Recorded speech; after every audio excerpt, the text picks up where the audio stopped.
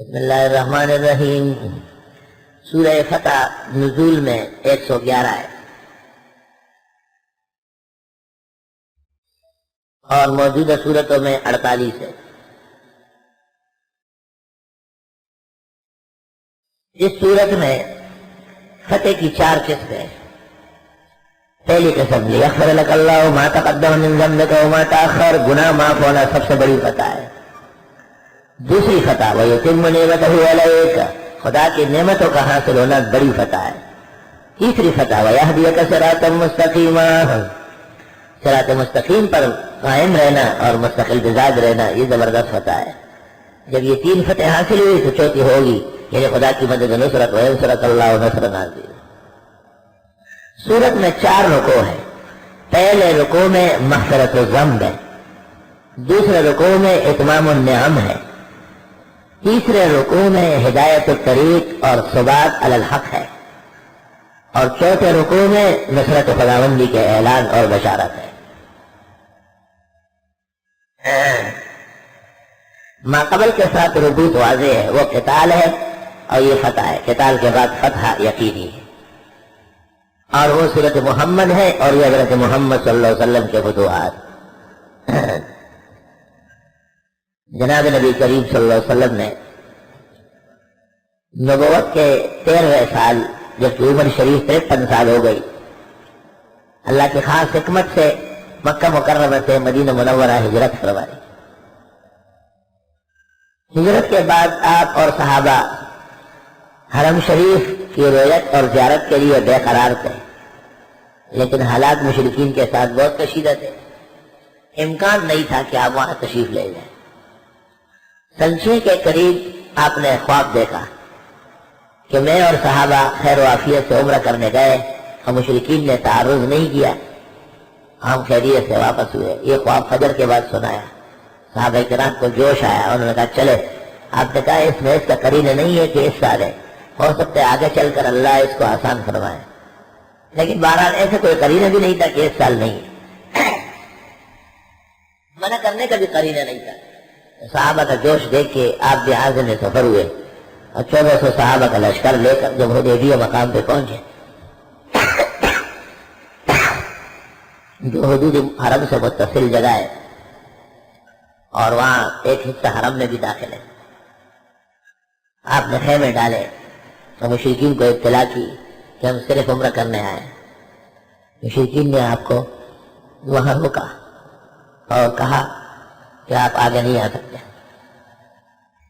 آپ بھی چاہتے تھے کہ خون ریزی نہ ہو۔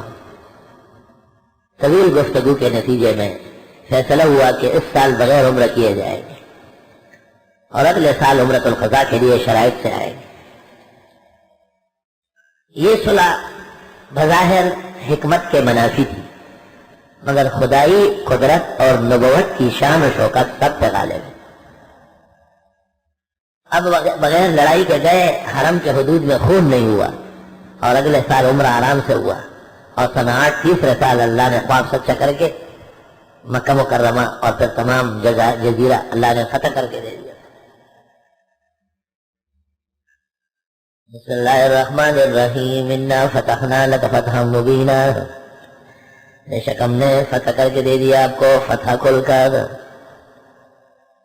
آیت کا نزول ہوا ہے حدیبیہ کے ماحول میں، آپ مشرکین کے ظالمانہ شرائط مان گئے اور صحابہ کے دل زخمی ہوئے، خدائی فیصلے اور نبوت کی حکمت پر قادر اور صابر ہوئے۔ اللہ نے 2 سال پہلے مکہ فتح کرنے کا اعلان کر دیا۔ اس اعلان میں 3 فائدے تھے۔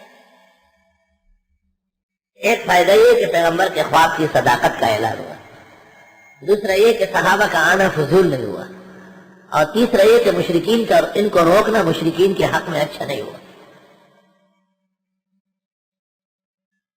اس آیت کے نزول کے 3 زبردست فائدے ہوئے۔ پہلا فائدہ صداقت رویائے رسول، دوسرا فائدہ التسلیہ للاصحاب، اور تیسرا فائدہ ضررھا فی حق المشرکین، سخت مضر ثابت ہوا مشرکین کی تباہی ہے۔ انا فتحنا لک فتحا مبینا، بے شک ہم نے فتح کر کے دے دیا آپ کو فتح واضح۔ میں تفسیر کر رہا تھا آج سے 16 سال پہلے، میں نے کہا یہ اجمالاً مکہ کی فتح ہے، تفصیلاً پورے عالم کی فتح ہے۔ میں نے کہا یہ اجمالاً مکہ کی فتح ہے، تفصیلاً عالم کی فتح ہے۔ خواب دیکھتا ہوں، مجھ سے پوچھتے ہیں تفسیر زبردست کی ہے سورہ فتح کی، جزاک اللہ خیر، لیکن میں سمجھنا چاہتا ہوں اجمال اور تفصیل کس طرح معلوم؟ میں نے کہا مکہ کا نام نہیں ہے، یہ اجمال ہے، مکہ کے حق میں اجمال ہوا، اور پورے عالم کے لیے یہی تفصیل ہے، کیونکہ عالم کا ذکر ہو ہی نہیں سکتا، روم، فارس، عرب، عجم سب فتح ہو رہا ہے۔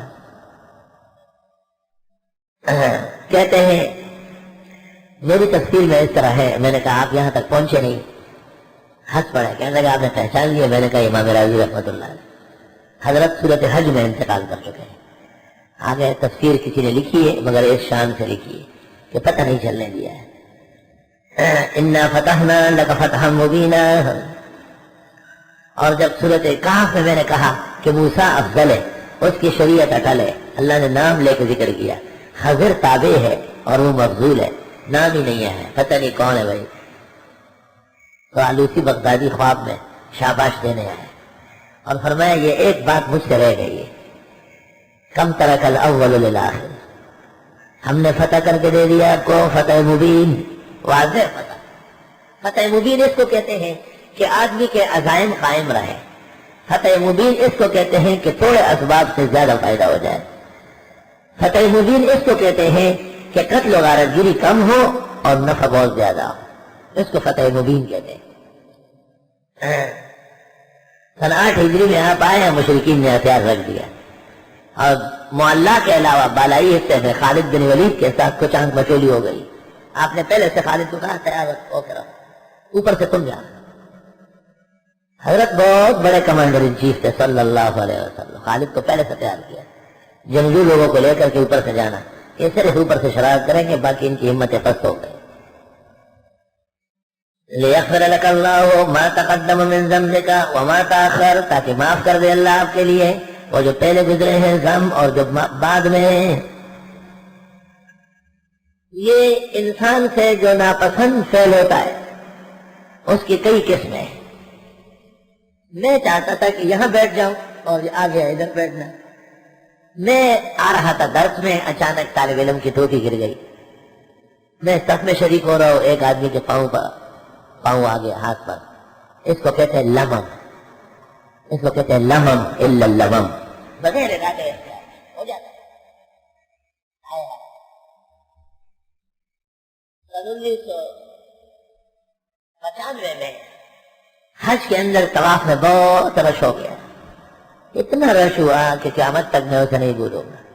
ایک نوجوان عرب لڑکی رش میں پھنس گئی اور مجھے عربی میں کہتی ہے کہ یا ابویا ماذا تصنع بی، ہر شخص سمجھتا ہے کہ آپ دھکا دے رہے ہیں، حالانکہ دھکا تو دور سے آ رہا ہے، بغیر اختیار کے کسی کو تکلیف پہنچ جاتی ہے۔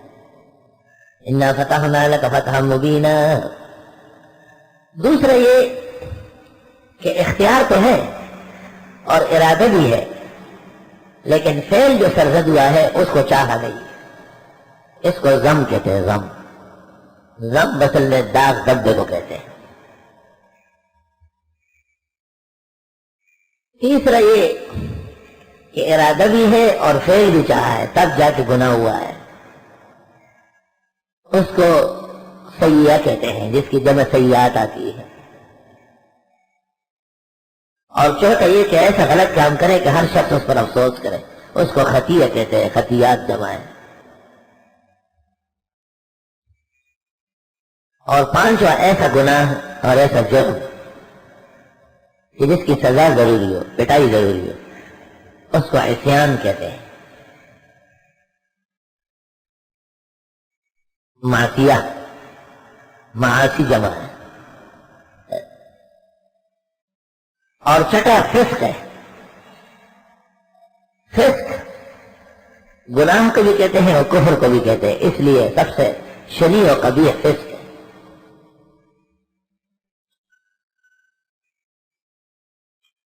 انبیاء علیہ الصلوات و تسلیمات، خاص کر ہمارے رسول صلی اللہ علیہ وسلم سے ارادتاً تو کوئی ایسا فعل نہیں ہوا جو اللہ تعالیٰ کو ناراض کرنے والا ہو۔ البتہ آپ ایک سوچتے تھے وہ ہو جاتا تھا دوسرا، آپ چاہتے تھے کہ ابو طالب مسلمان ہو جائے اور مشرکین نے اس کے خلاف اس کو اکسایا، آپ کو تسلی دی کہ ہدایت آپ کے اختیار میں تاکہ معاف کر دے اللہ تعالیٰ آپ کے لیے جو ہو چکا ہے آپ کے ناپسندیدہ اور جو ہونے والا ہے۔ دیکھیں یہ کہنا کہ جو ہو چکا ہے وہ بھی معاف ہے اور جو بعد میں ہوگا وہ بھی معاف ہے، یعنی جو آپ سے صادر ہوگا وہ گناہ ہوگا ہی نہیں، اسی کو عصمت کہتے ہیں۔